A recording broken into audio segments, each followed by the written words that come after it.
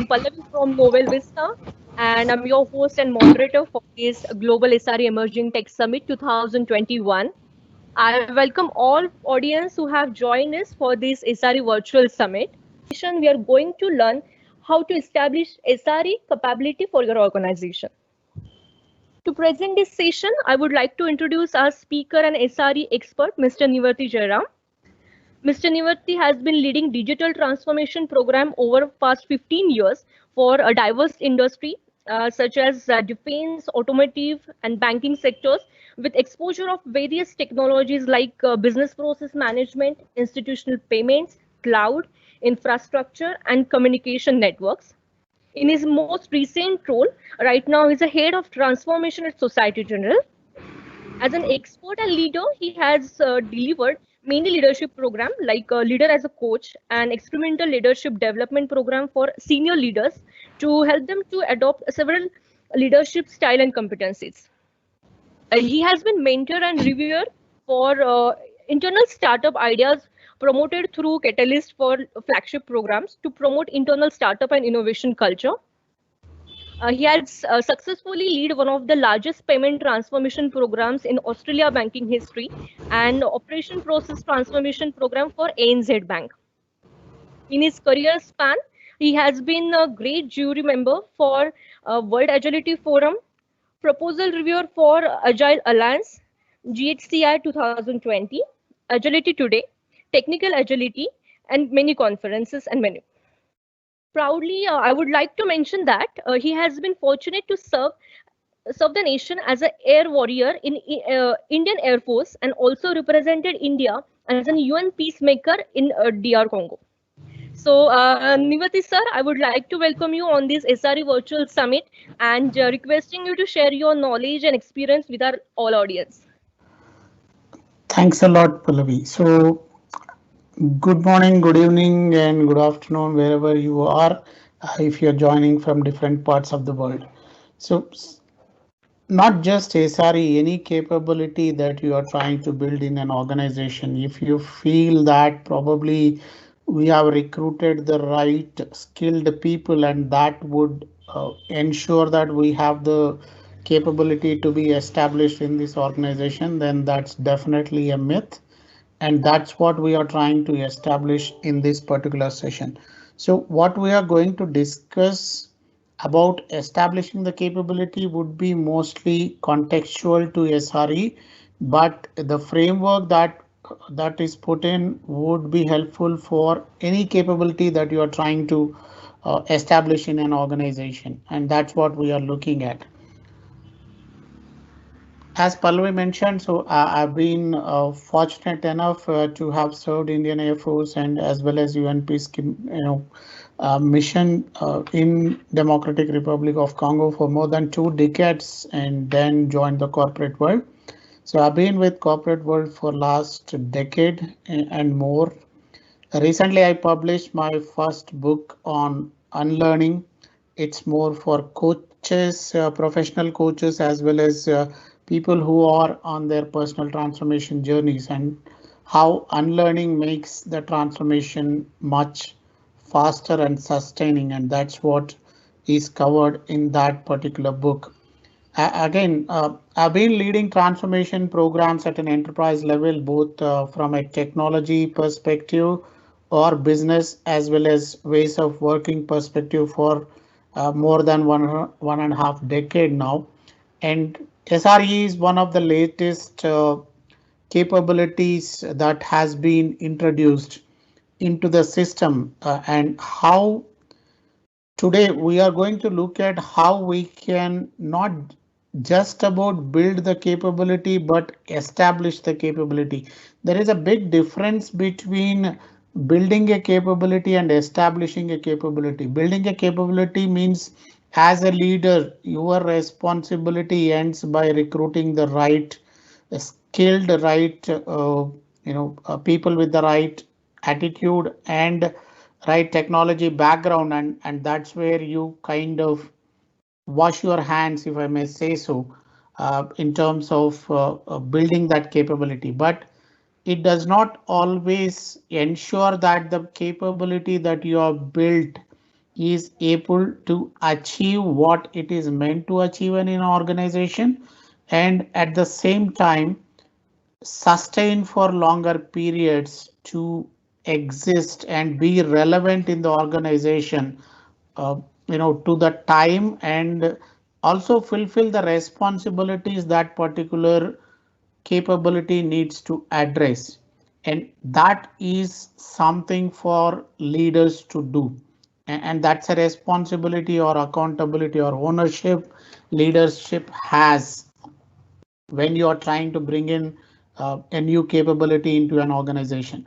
And the focus would be on that. Before we get to that, I think it's important to understand the whole gamut of what SRE is and how it interfaces in the whole development life cycle. So then we can go ahead and try to see how to contextually ensure that this particular capability is established in an organization.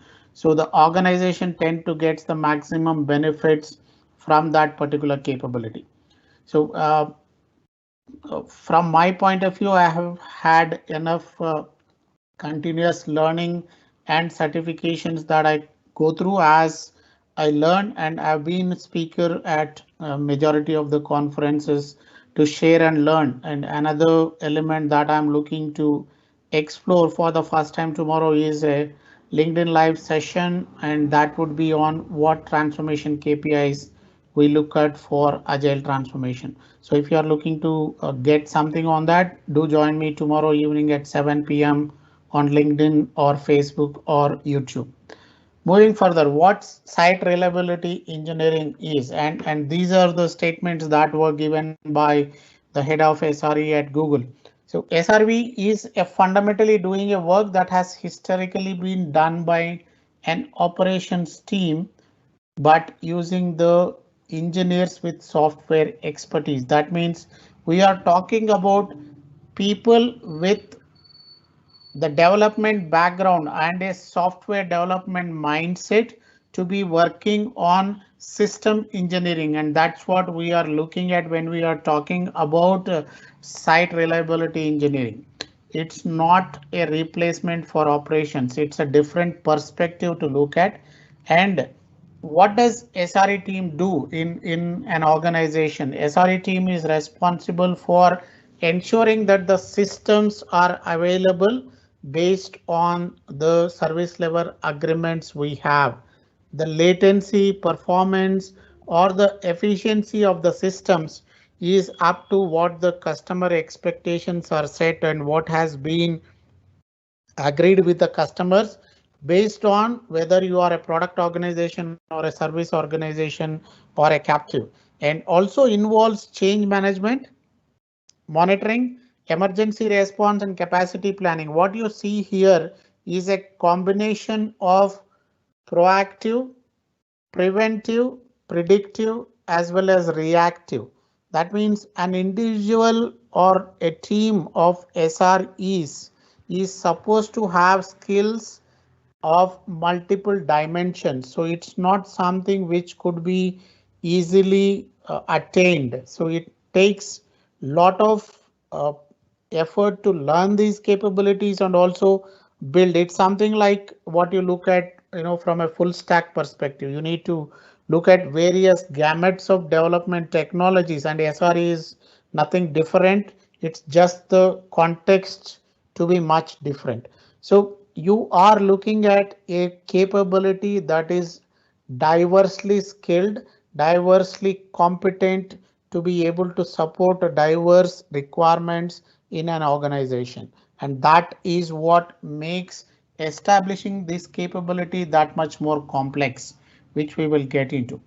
And this again is picked from one of the very wonderful, you know, I would say articles published on Medium by IBM Garage by Ernest and Erhan. And what it actually, why did I put it here?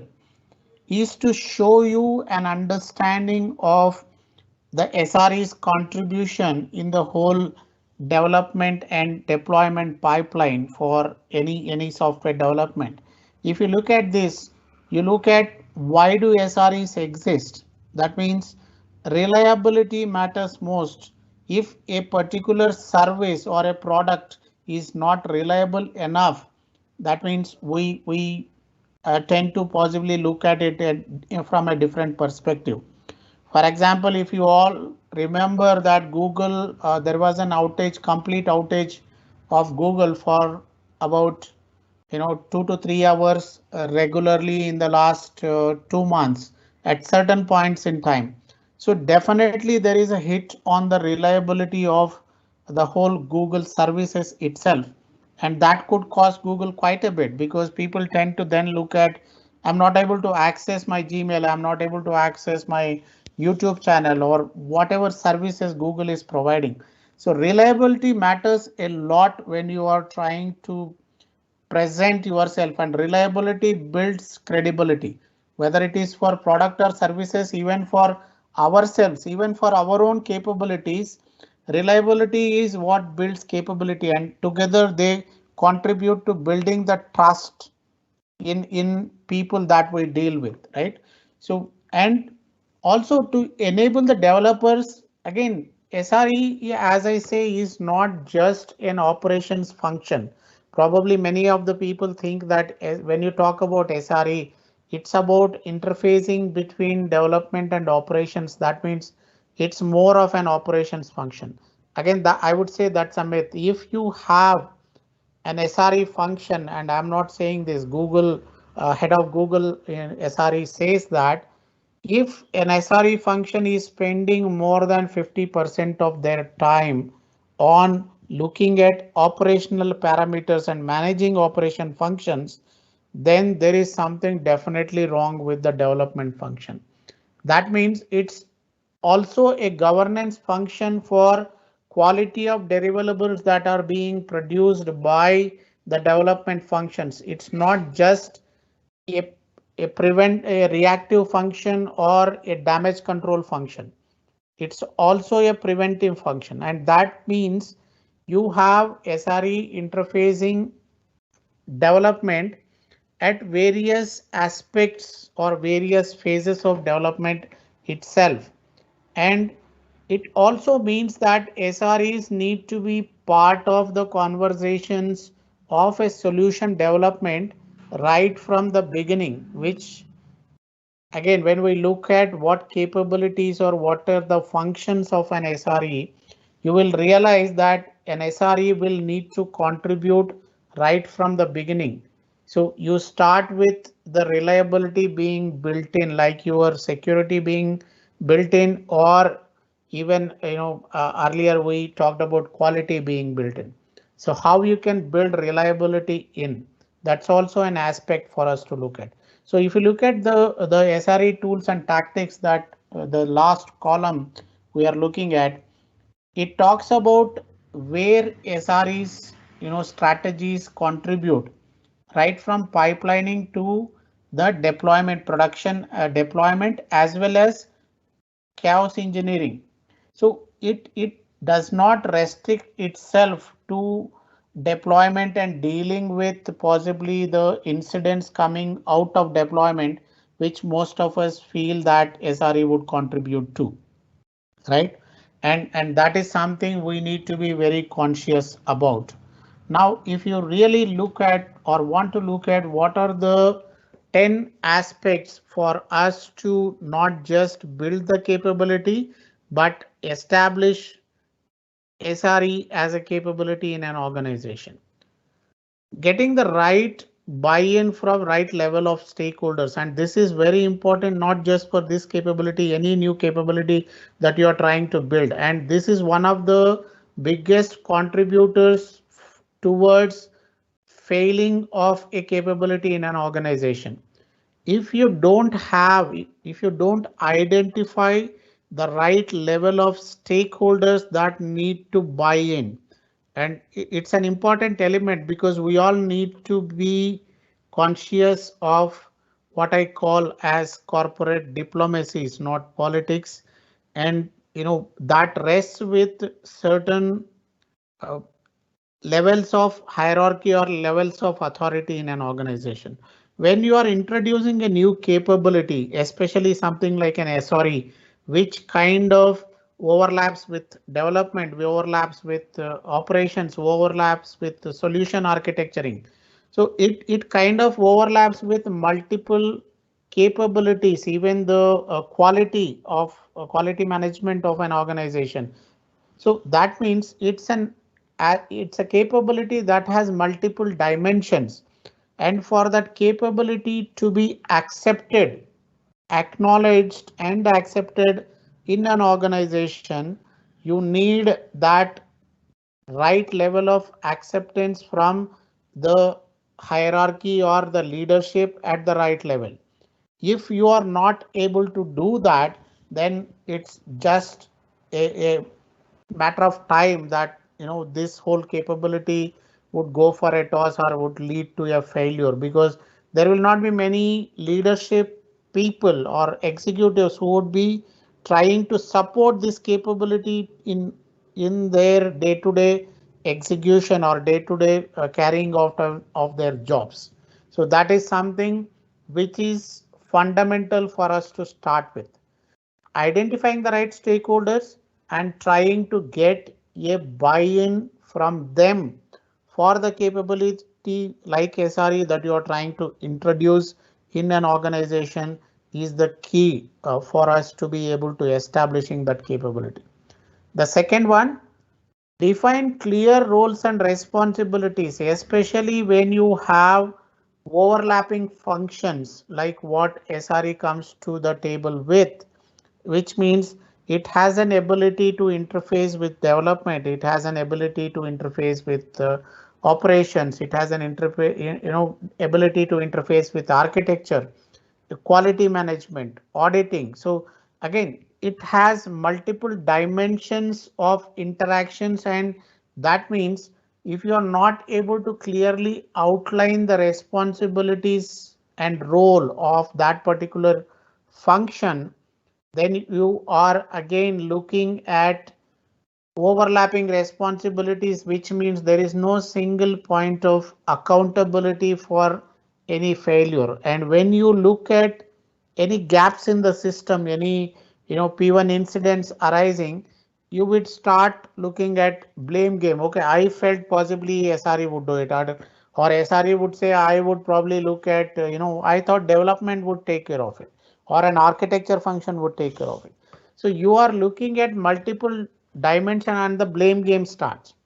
So in order to avoid a situation where you are trying to deflate or diverse or disperse your own responsibility and accountability, you have to be very careful, and that is where it's important for us to clearly outline what this particular role or function is looking at, right? And again, when you are looking at this function, when you are trying to establish this particular function, you need to recruit right people. What does that mean? I intentionally did not put, when we say right people, highly skilled professionals. Now we all understand most of the highly skilled people are also highly aspirational. When you're trying to set up a new capability in an organization, it takes time for that particular capability to mature in that organization. That means this is related to something which you are looking at, probably point 6, which is starting small, which means when you are trying to build a capability, you will probably start with taking a small responsibility from the system, trying to establish that you as a function, as a core capability, are able to look at and take ownership for that function, and also show your value add or your impact in that particular responsibility. And especially in the context of an Indian IT industry, or the GCCs or the GSCs, global capability centers or global solutioning centers, that we are more or less we are looking at when you are trying to establish a new capability, that means you are trying to put your step on many shoes that are probably onshore in our context, right? So in that sense, you are trying to take something which is residing as a ownership in the onshore function.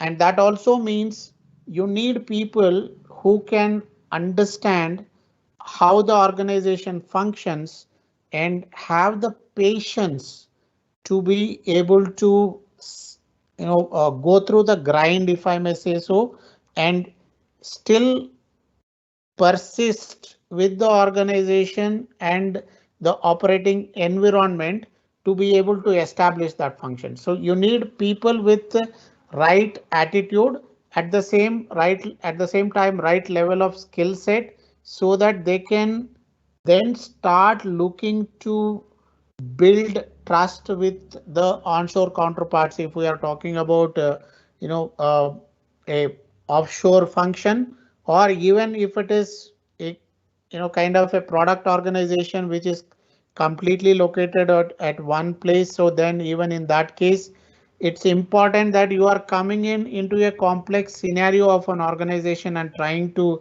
establish your own identity. It's important to have people with the right attitude, right level of you know uh, uh, capability and maturity to be able to showcase their own ownership and also their own performance in that particular role.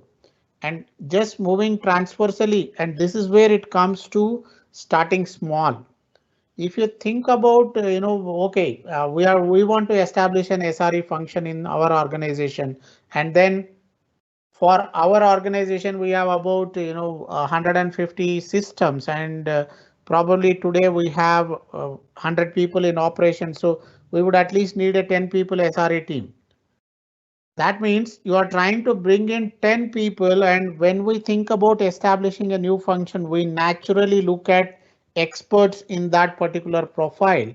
And if you are bringing in 10 entirely new experts, you are trying to create a big problem for yourself, first of all, as a organization, and also those people who are coming into the organization with great expectations of getting the right environment to operate or showcase their own skill sets and establish themselves. So their focus would be on establishing themselves rather than establishing the capability, and that would be detrimental to the organization as well. Now, the next point that we want to look at is team positioning. How this particular function, especially when you are looking at SRE as a function, where in the hierarchy or where in the overall organizational structure this team is positioned, because it is interfacing with different elements. Looking at the right way of positioning this organization or the capability in the whole structure of the organization is very important, because we always say that structure defines the culture, and a structure also defines the authority of that particular capability on what they are kind of looking at, and also whom they can look for support from for themselves to be established. So that's again something very, very important for us to look at when you are talking about the context of an organization structure. So if you look at the general structure of an organization, you will probably have an infrastructure division which is entirely taking care of system operations. You would have development team which is focused corely on I'm talking about traditional organizations where you have development teams completely isolated and silo, and there is a testing team, there is a quality team. Now, how do you position this team in these silos so that this team is able to collaborate, not conflict or compete with different capabilities that are already established in the organization? And that comes with the right level of leadership supporting this particular position of the team. which means we need to find the right structure or right position wherein this team gets or is being looked at from more a progressive perspective rather than competing or conflicting perspective. And that's another important element we strongly believe that we need to look at. Define right KPIs. Again, this complements the roles and responsibilities, because the roles and responsibilities will help us to define the right objectives for a function, right? So it is integrated. What roles and responsibilities I as a leader would have will more or less define what objectives I need to look at, and the objectives should be fulfilled by the KPIs that I am targeting to accomplish. So you want to call them KPIs, you want to call them key results, or you want to call them milestones, whatever you want to term them as, but have the right metrics in place, especially for the function that we have. That means when you talk about SRE, SRE is also a governance capability. SRE should look at the SLAs, the SLIs, the SLOs, service level indicators, service level agreements, service level objectives. All these elements should be looked at, and the KPI that you define should be driving or should be aligned to what your expectations are from the capability that you are trying to build. If you are trying to define conflicting capabilities which I am not in control of, which I am not being, not having authority to govern, or even not having the authority to manage, then that means you are forcing me to either conflict with somebody else as a capability, or you are also forcing me to possibly step on somebody else's shoes and trying to take their share of ownership, and that creates a lot of conflicts within the team. So identifying and defining the right metrics for the team to measure is another important aspect for us to focus on. Now, as leaders, it's not just about building the team, it's about making them autonomous. That means we normally as leaders, and the latest thing we look at is delegating authority, right? So delegating task was the or is still in many organizations. Most of us do what we do is we try to delegate tasks to the team and feel they are autonomous. It's not a level of autonomy you would look for. Autonomy comes with their ability to make decisions, of course within the boundaries of what you define is within their control, or within their uh, information that they are good at and what they have expertise on for them to make decisions. So that means you need to probably look at delegating the authority to make decisions so that the team is empowered. Remember, look at a situation when there is a probably a major incident, and you need a response to be created, and if they have to call you up at 2 o'clock in the night and you are not able to pick the call for whatever reasons, what would happen? You are constraining the team's ability to respond to a situation or a damage that could impact the whole business, right? So it's important for us to empower the team right way so that they are able to then be most efficient and effective in their function. And that is what again establishes that capability. It builds credibility again.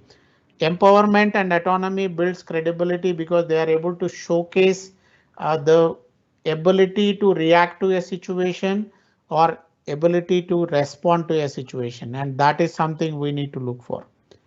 And as leaders, again, building a culture of collaboration. We all are born and brought up in an environment where we compete with each other, whether at home or at office or at college or at school, because whether everybody at our at our home starts with saying you need to be the topper of the class, or right, even at home, if you are two or three siblings, you need to be the best. So that's how we are born and brought up. That means our mindset is wired to compete with people. Yes, constructive competition is important so that you are able to trying to constructively better yourself, looking at the person in front of you on parameters like learning or capabilities and skill sets. But when it comes to achieving objectives or accomplishing what the vision and strategy for the organization is laid out, you want to look beyond yourself and be contributing to the cause of the team or cause of the tribe or the portfolio that you are contributing to. That means as leaders, how you build the culture of collaboration, how you move teams from culture of competition to culture of collaboration, and that especially in the context of SRE is very important, because again you are trying to take responsibilities of many capabilities that are already existing in the organization or established for long in the organization traditionally. That means it always is looked at as something taken away that belongs to me as a team or as an individual. Then naturally there is a tendency for us to look to compete, or probably even look at the diplomacies to always point out the errors in what they are doing and how we can probably do that better. So from that point of view, as a leader, how you can bring them all together to be able to accomplish what is required for the organization, the one team, one spirit that we talk about, and that comes from driving the culture of collaboration within the team rather than culture of competition within the team. And there is a set of ideology which says probably if you let people compete with each other, everybody would be at their best. That comes with constructive competition.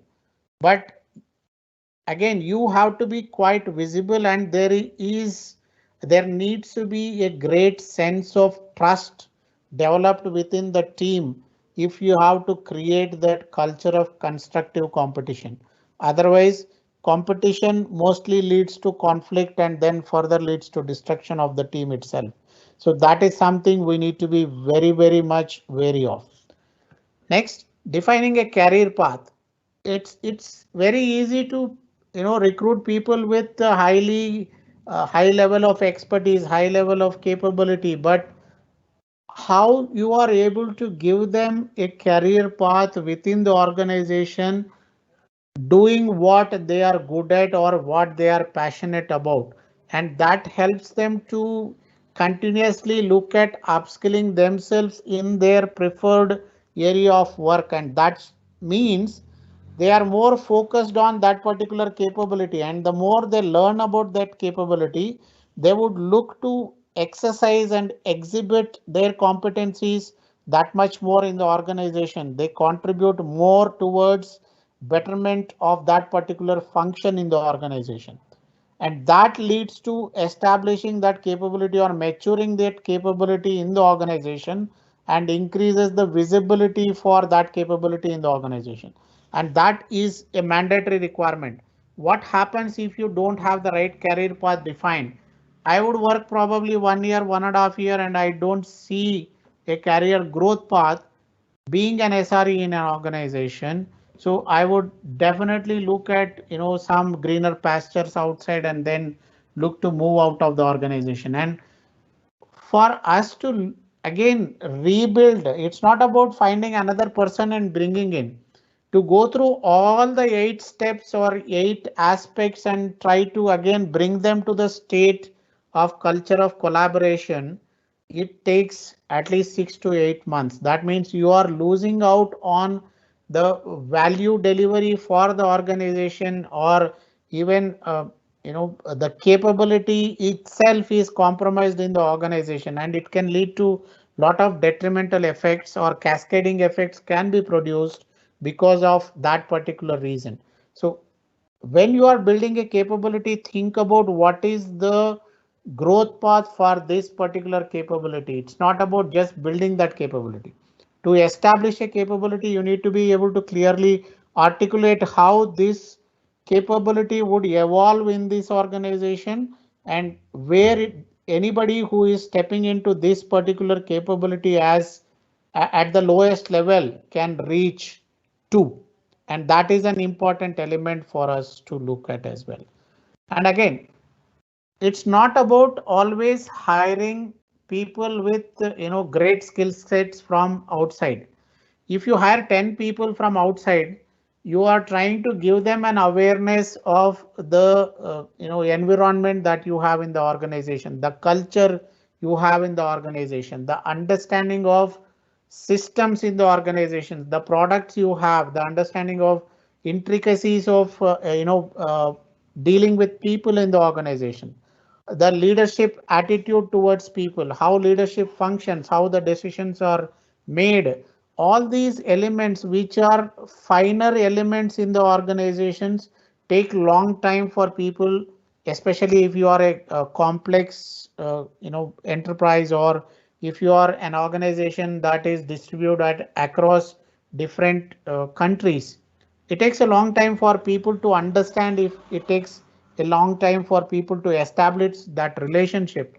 So it's important for us to look to balance this by looking at people from outside the organization who can bring in the right level of competence and capability. At the same time, balance that with people from internal understanding of the organization itself.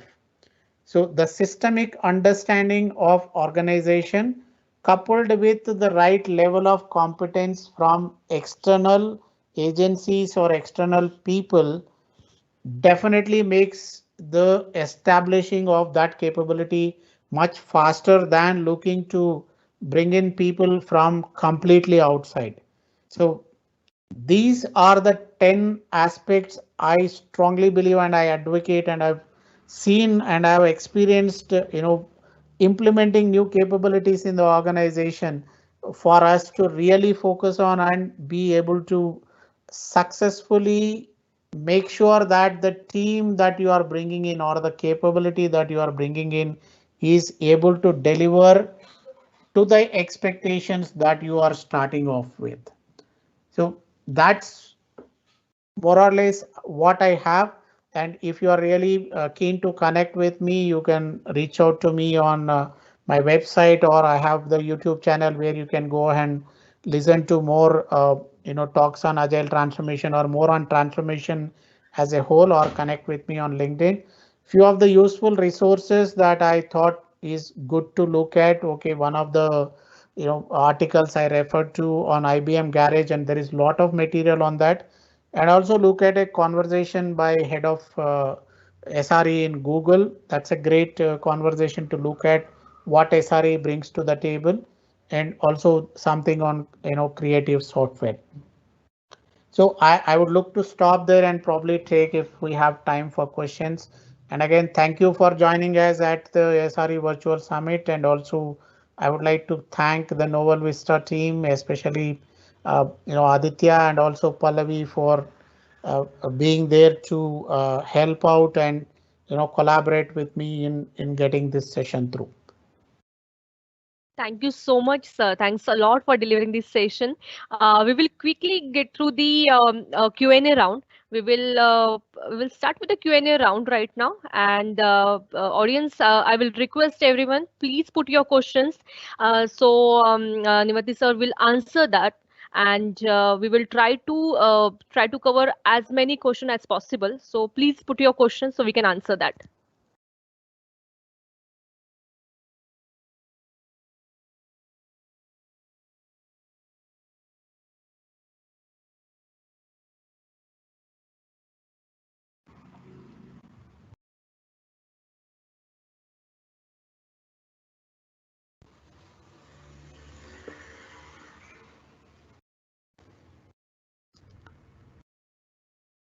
Yes, I think we will share the presentation either through the Novel Vista team, or you can also look for the presentation to be put on uh, LinkedIn as well, so that you can look to get it from there, or even through the team here itself. So presentation will be shared for sure. So we got one more question that I understand SRE has to bring in a lot of skills, but is it practical to find out or upskills such as an all-rounder? It's difficult but not impossible, because that is the expectation from an SRE itself, right? Like as I said, just like a full stack developer, can you be a master of everything? No, but you are expected to be jack of all, and that's what we expect even from an SRE function. You need to understand this skill sets of being a system engineer. You need to come up, you need to probably be good at developing and automating things as well. You need to have a good understanding of solution architecture, so that you are able to look at the capacity needs and also the performance levels, right? And you should be good at being customer centric. That means you need to be able to interface and understand how the developments that are coming through are impacting the end customer utility. So that's also something you need to look for, and you need to be good at communication, because you need to manage the development team. When I say manage, you need to be able to collaborate with the development team. If you as an SRE is spending more time on looking at incidents, that means there is something wrong with what the development is doing. They are not able to really or understand what they are putting in the system and how it is impacting the current functionalities of the system. So there are multiple elements for SRE as a function, and that calls for you being jack of all but master of none. Unfortunately, or I would say fortunately, that's something we are expected to do as an SRE. That's thank you, sir. So we are having one more question. Was asking like, can SRE be applied in NOC, L2, and L3 support areas? I guess NOC, you are talking about Network Operations Center. And Network Operations Center, yes, that's a great place for SRE to be in. But if I more or less understand Network Operations Center to be more infrastructure centric. So is SRE function more only restricted to an infrastructure domain? I wouldn't guess so, because we are talking about SRE being applicable to product functions as well. So can it be applied? Yes, definitely it can be applied from a capability perspective, and definitely it can be looked at from ensuring better availability or better reliability of the infrastructure function itself. In principle, definitely yes, but what SRE would do in the context of a network operation center is something which has to be customized for that particular domain. Thank you so much, sir. So one is asking, is SRE fit into waterfall or agile methodology? I guess again, this is an obvious question. It's not, it's a function which is not depending on any kind of methodology we are looking at, right? But um, again, I'm again looking at another question here is how SRE is different from DevOps. Right. Now, SRE is in fully matured state. If a DevOps team is completely matured, when I say matured, initially when you are talking about DevOps as a function, you are looking at more the development team having the capability be self-sustained in terms of systemic operations. But would they look at something like a capability analysis or capacity analysis, or even look at complete incident management or metrics? Probably it may be too much to expect from a DevOps team or DevOps functionality to be taking on and looking at. So from that point of view, I think SRE is still has a role to play, till the time your DevOps team is so matured enough that SRE becomes redundant in an organization, right? But otherwise, SRE is something that would be required whether it's a traditional organization or a agile organization or a completely agile. When I say agile, again, enterprise agile organization where you have complete maturity as as a DevOps team as well. Thank you so much, sir. So we have got one question from one. Uh, in different terms of overlapping roles and KPIs, how should one promote collaboration instead of competition? Okay, so again, that is where the clear distinction of roles and responsibilities makes significance. If your role, the boundaries of your role are not clearly defined, and it's always seen that as leaders we would want to leave that ambiguity in the boundary, but what that does is it creates a lot of conflict and Right. competition. Conflict when there are issues, competition when there are better things happening. When there are better things happening, everything is working fine, we want to take the cake and everybody looks to come forward to be the person who has done it. But when it comes to issues arising, we would try to put the blame on somebody else. So that is where I think the clear distinction of boundaries of that role, uh, whichever role that we are talking about, and then the roles and responsibilities define what objectives or what expectations are set for that particular role, and that defines what KPIs or what you are measured against in that particular context of the objectives. So that is where it's very much important to clearly define the boundaries of a role, and that means the more clear the roles are, the less the conflict or less competing it would be for any capability. Right. Thank you so much, sir. We have a last question from Arvind. He's asking, how does one evolve from operation manager or support manager to leading SRE team? Okay, so again, as we are saying, right, so the skills, anybody either from development or operations could become a SRE manager or SRE lead.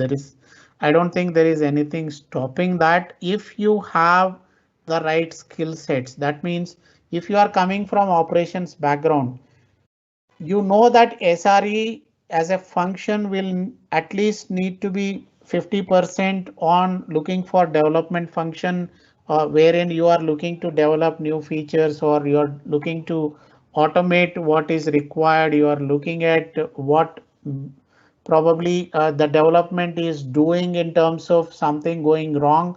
That means you need to develop an understanding of being a developer.